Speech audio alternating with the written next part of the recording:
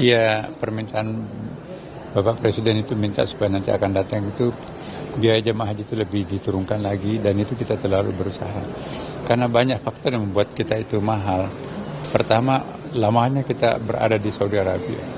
Satu hari itu bisa menghabiskan dana berapa, itu bisa sampai 50 miliaran. Jadi kalau kita bisa menghemat 5 hari, 5 kali 4, 20 ya. Berapa itu? 4 kali 5, 200 miliar ya kan. Nah itu belum lagi yang lain. Jadi saya kira teknologi itu juga akan mempermurah.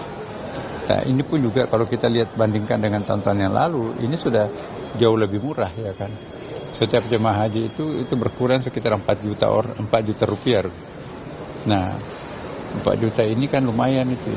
Di samping itu juga dalam kondisi pajak di Saudi Arabia meningkat, dan dalam kondisi nilai jual atau apalagi dolar kita sekarang ini kan kuat ya, tapi tetap jamaah itu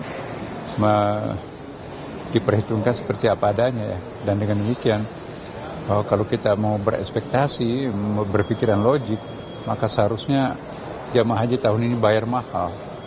Apalagi kan bantuan BPKH itu berkurang ya kan.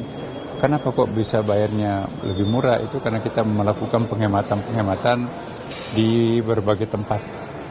Ya, saya kira gitu. Ke depan celahnya apa yang komponen yang dikurangi lagi supaya bisa turun lagi? Nah, komponen komponen antara lain ya penghematan, misalnya tawar-menawar hotel, tawar-menawar bus, tawar-menawar ya termasuk pesawat juga kita bisa negosiasi. Untuk masa tinggal bisa dikurangi? Ya, iya tergantung bandaranya. Iya. Tergantung kalau bandaranya slotnya memungkinkan, ya kita bisa lebih murah. Ya kan yang membuat kita lama itu sebetulnya bukan karena pinginnya orang Indonesia lama-lama di sana ya, tapi karena begitu padatnya pesawat ya menjemput seluruh dunia ya. Sementara bandara yang paling besar di dunia itu kan adalah Saudi Arabia.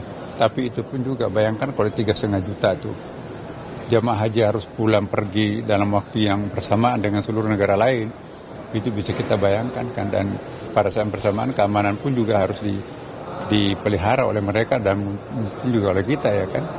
Jadi insya Allah ke depan kalau nanti kita punya alternatif lain, maka itulah nanti akan menjadi faktor penghemat. Oke, saya kira gitu. Terima kasih.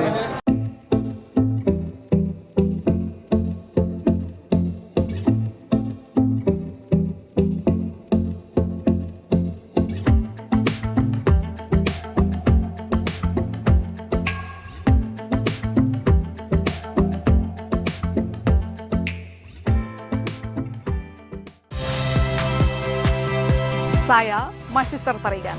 Saksikan program-program Kompas TV melalui siaran digital, pay TV, dan media streaming lainnya. Kompas TV, independen, terpercaya.